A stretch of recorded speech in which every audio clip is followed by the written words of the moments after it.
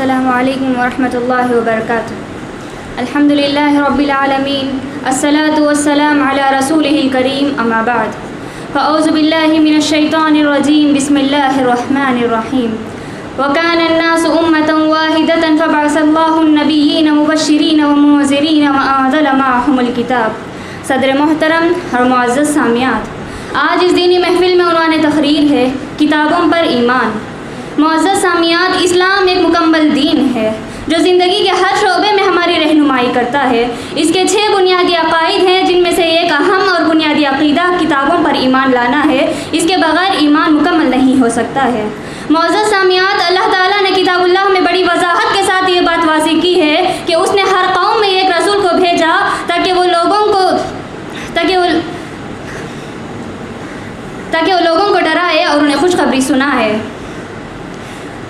ساتھ ہی ساتھ اللہ تعالیٰ نے رسولوں پر اپنی کتابوں کو بھی نازل فرمایا، جیسا کہ قرآن مجید کے اندر اللہ تبارک و تعالیٰ ارشاد فرماتا ہے، وَكَانَ النَّاسُ أُمَّةً وَاحِدَةً فَبَعَثَ اللَّهُ النَّبِيِّينَ مُبَشِّرِينَ وَمُنذِرِينَ وَأَنزَلَ مَعَهُمُ الْكِتَابَ۔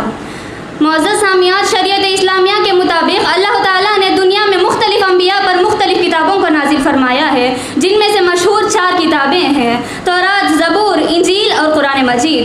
تورات جو موسیٰ علیہ السلام پر اتاری گئی تھی، زبور جو داؤد علیہ السلام پر اتاری گئی تھی، اور انجیل جو عیسیٰ علیہ السلام پر اتاری گئی تھی، اور قرآن مجید جو آخری نبی محمد مصطفیٰ صلی اللہ علیہ وسلم پر اتاری گئی تھی۔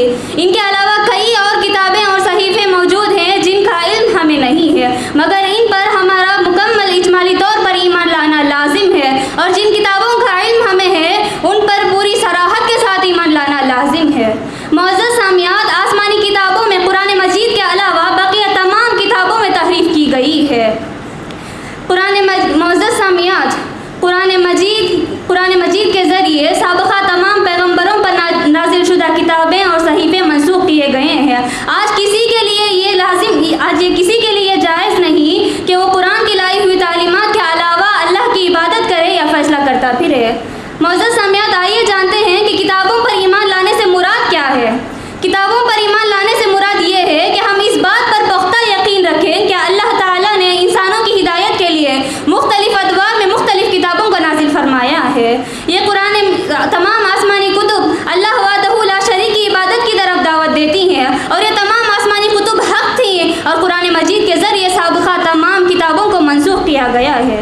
معزز سامعات، قرآن مجید جس پر ایمان لانا امت محمدیہ پر فرض ہے، یہ ایک ایسی کتاب ہے جو ہر قسم کی تحریف و تبدیلی سے پاک ہے، اس لیے کہ اس کی حفاظت کی ذمہ داری خود اللہ تعالیٰ نے لیا ہے، جیسا کہ سورۃ الحجر آیت نمبر 9 میں اللہ تعالیٰ ارشاد فرماتا ہے، اِنَّا نَحْنُ نَزَّلْنَا الذِّكْرَ وَإِنَّا لَهُ لَحَافِظُونَ۔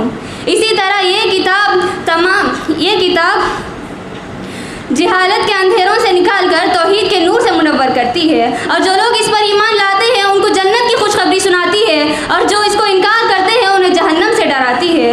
اس کی فضیلت کے بارے میں اللہ تعالیٰ نے بنی اسرائیل آیت نمبر 9 میں ارشاد فرمایا ہے، إِنَّ هَٰذَا الْقُرْآنَ يَهْدِي لِلَّتِي هِيَ أَقْوَمُ وَيُبَشِّرُ الْمُؤْمِنِينَ الَّذِينَ يَعْمَلُونَ الصَّالِحَاتِ أَنَّ لَهُمْ أَجْرًا حَسَنًا۔ یقیناً یہ کتاب سیدھی راہ کی طرف رہنمائی کرتی ہے، اور جو لوگ ایمان لاتے ہیں اور عمل صالح کرتے ہیں ان کے لیے خوشخبری ہے، اور یقیناً ان کے لیے بہت بڑا اجر ہے۔ الغرض، خلاصہ کلام یہ ہے کہ ہم جس طرح اللہ اور اس کے رسول پر ایمان لاتے ہیں، اسی طرح تمام آسمانی کتابوں پر بھی ایمان لائیں۔ اس کے بغیر ایمان مکمل نہیں ہو سکتا ہے۔ آخر میں اللہ تعالیٰ سے دعا ہے کہ اللہ تعالیٰ ہم تمام کو تمام آسمانی کتابوں پر ایمان لانے اور قرآن مجید پر عمل کرنے کی نیک توفیق عطا فرمائے۔